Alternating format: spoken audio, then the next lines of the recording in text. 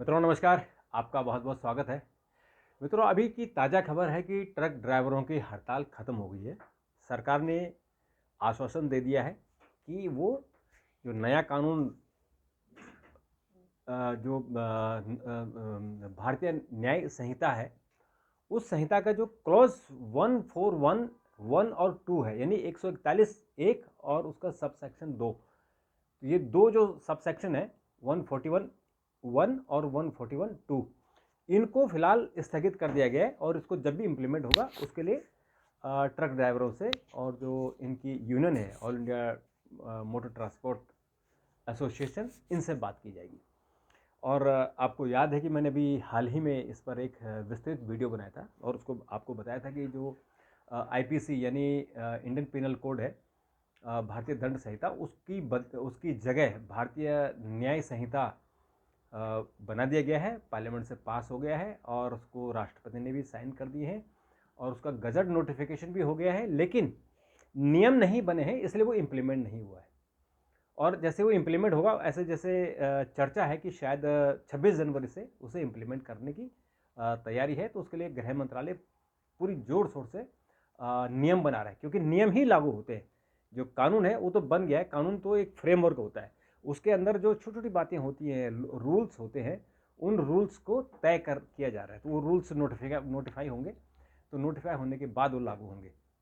तो पिछले कुछ दिनों से ट्रक ड्राइवर जब से कानून पास हो तब से हल्ला गुल्ला मचा रहे थे, लेकिन जब सरकार ने नहीं सुना तो फिर वो हड़ताल पर चले गए। और मध्य प्रदेश में, नागपुर में, साउथ में कुछ कुछ जगह तो महंगाई बढ़ गई क्योंकि सप्लाई बंद हो गई। और उसके साथ साथ जो पेट्रोल पंप में जो सप्लाई थी पेट्रोल डीजल की, उनमें सप्लाई रुक गई। तो कई जगह पेट्रोल पंप जो है हमने देखे कि सूखे हो गए हैं, लोगों को तेल नहीं मिल रहा है।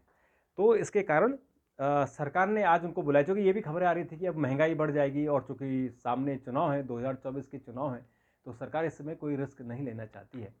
तो आज ही तुरंत, जैसे ही आज हड़ताल का दूसरा दिन था, तो गृह सचिव अजय भल्ला ने ट्रांसपोर्टरों को बुलाया, उनकी यूनियन को बुलाया और ड्राइवरों को बुलाया, उनकी बात सुनी और उनको कहा कि हम इसको लागू नहीं करेंगे जब तक कि आप लोगों से चर्चा नहीं करेंगे। तो उसके बाद यूनियन वालों ने हड़ताल वापस ले ली और कल से फिर सड़कों पर ट्रक दौड़ पड़ेंगे। असल में ये 141 है क्या? 141(1) और 141(2). 141(1) है कि हिट एंड रन, यानी आप किसी को टक्कर मारो, उसकी मौत हो जाए और आप भाग जाओ और फिर पुलिस आपको ढूंढती रहेगी कौन कहाँ भागा हुआ है। तो उसमें जो ट्रक ड्राइवर हैं उनका ये मानना है कि चूंकि वो हाईवे पर होते हैं, स्पीड में होते हैं, और दूसरा अगर गलती करता है तो उसकी सज़ा भी हमको भुगतनी पड़ती है। और अगर कोई हमारे हाथ से अगर कोई हिट हो जाए और हम इसलिए भाग जाते हैं कि पब्लिक हमें मार न दे, पब्लिक पीट न दे, तो अपनी जान बचाने के लिए भागते हैं। हम इसलिए नहीं भागते कि एक्सीडेंट हो गया और उस आदमी को हॉस्पिटल पहुंचाना चाहिए, बल्कि इसलिए भागते हैं कि जनता हमको मार देगी, पब्लिक जो गुस्सा होता है वो निकाल देगी। तो इसलिए ये केवल पहले मोटर व्हीकल एक्ट में लागू होता था।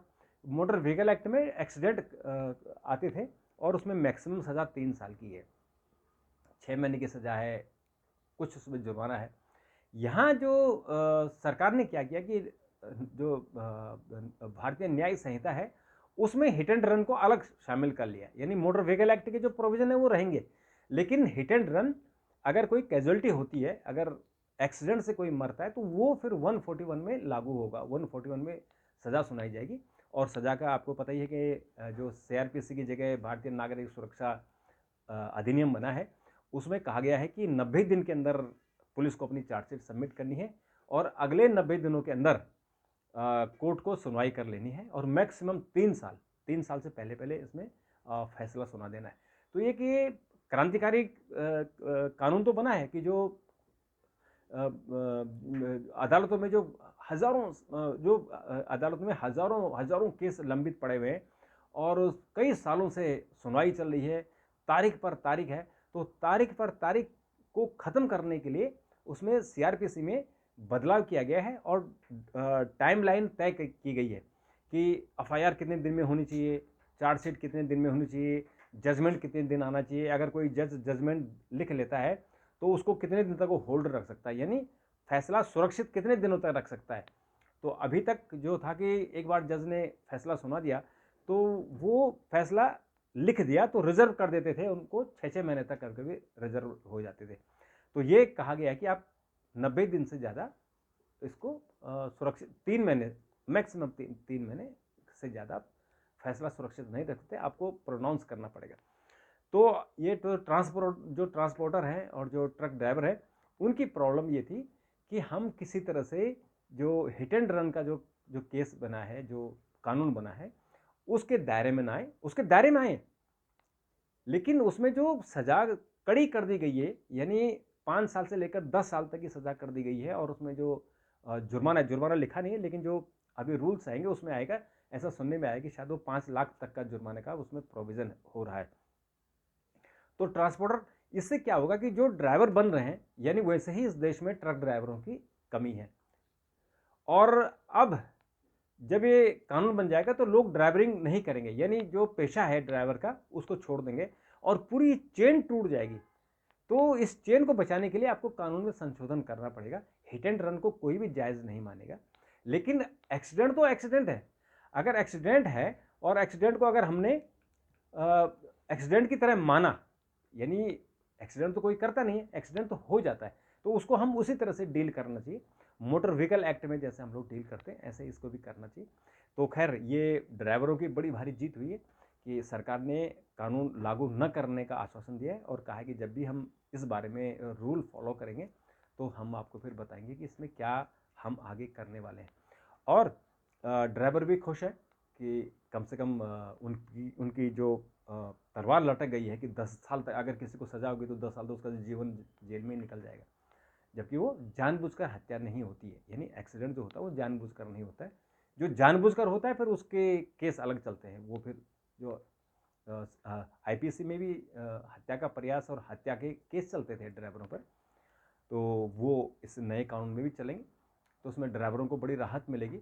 और इस राहत के कारण जो ऐसा लग रहा था कि जो जो ट्रांसपोर्ट जगत है, जो सबसे ज़्यादा रोज़गार देता है, हालांकि वो रोज़गार में वो अनऑर्गेनाइज सेक्टर का है, उसमें भी जरूर सरकार को ध्यान देना चाहिए, ट्रांसपोर्टरों को भी कि ड्राइवरों की जो तनख्वाहें बहुत कम होती है, 15 से 20 हज़ार मैक्सिमम। जो अच्छा ड्राइवर पुराना होगा उसकी 20 हज़ार होती है। उसको खाना पीना के नाम पर वो जो जहाँ रुकता है वो ढाबे में कहीं भी खाना खाता है, घर नहीं जाता है, कई कई दिनों तक घर नहीं जाता है। उसकी ना ईएसआई है, ना उसका पेंशन है, ना उसको मेडिकल कार्ड है, कुछ भी नहीं है। इतनी अनसिक्योर जॉब उसकी होती है। और एक्सीडेंट हो जाए तो ये भी पता नहीं होता कि वो जिंदा बचेगा नहीं बचेगा। और जो मालिक होता है, ट्रक मालिक, अपना हाथ झाड़ देता है और उसको उसी हालत में घर भेज देता है, वो चाहे उसके हाथ पाँव टूटे हों, कुछ हो। तो इस बार ज़रूर इस जो अनऑर्गेनाइज सेक्टर है, इस पर भी सरकार को ध्यान देना चाहिए कि ये बहुत बड़ा क्षेत्र है जो हज़ारों हज़ारों लोगों को नौकरी दे रहा है।